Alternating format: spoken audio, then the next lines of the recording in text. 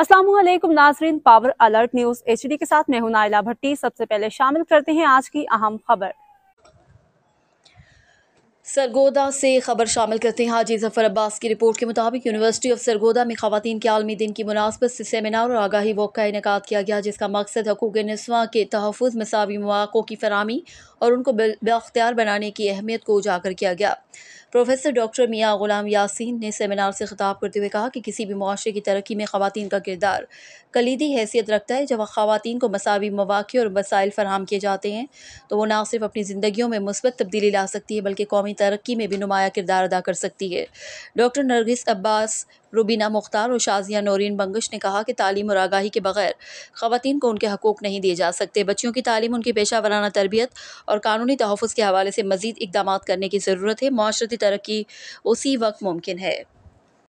अब तक के लिए इतना ही। मज़ीद खबरों और अपडेट से बाखबर रहने के लिए देखते रहें पावर अलर्ट न्यूज़ HD।